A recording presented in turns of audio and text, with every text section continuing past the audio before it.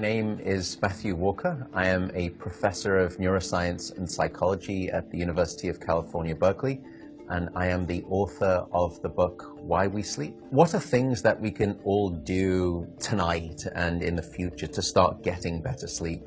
Well, beyond carving out a non-negotiable 8-hour sleep opportunity, there are probably at least 5 things that we can do. The first is that we have to try and maintain regularity. And if there's one thing that you take away from this, it would be going to bed at the same time and waking up at the same time, no matter whether it's the weekday or the weekend. Even if you've had a bad night of sleep, still wake up at the same time of day and reset.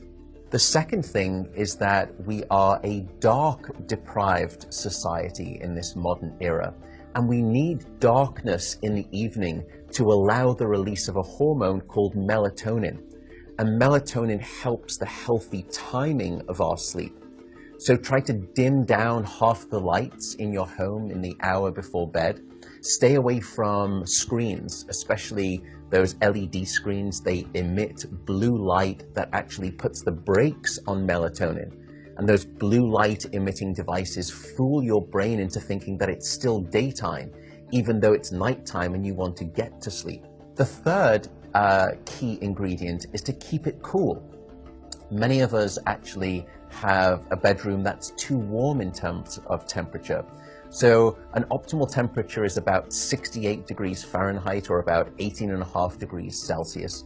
And the reason is that your brain and your body need to drop their core temperature by about 2 to 3 degrees Fahrenheit to initiate good sleep.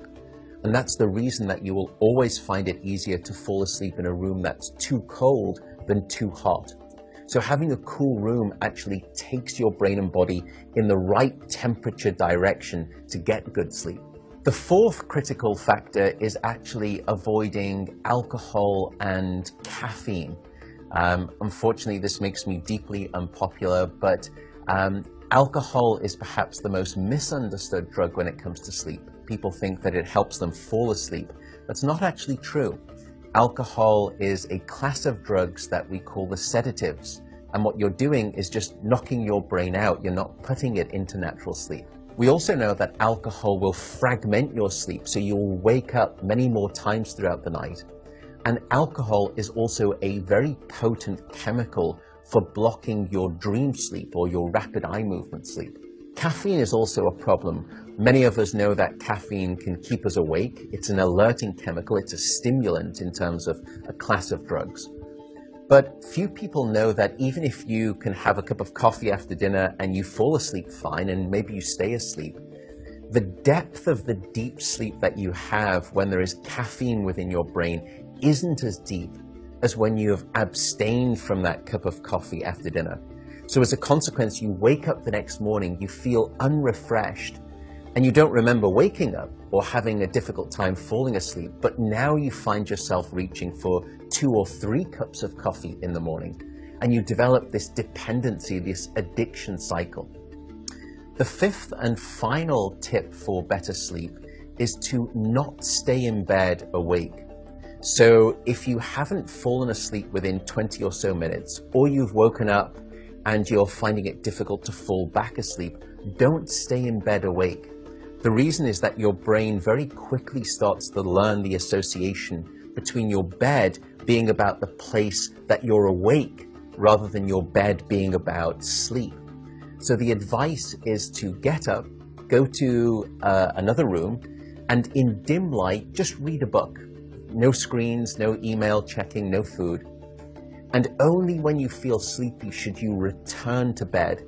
And that way you can actually then relearn the association between your bedroom being about the place of sleep rather than being awake.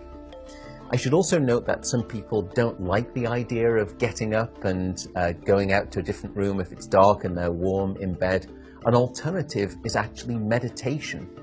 Meditation has been demonstrated in clinical trials to help people just relax the body, calm down the fight or flight branch of the nervous system that can happen when we wake up in the middle of the night and we have that Rolodex of anxiety thoughts. And by meditating, you can start to quiet the mind as well as the body, and that also helps you fall back asleep more easily.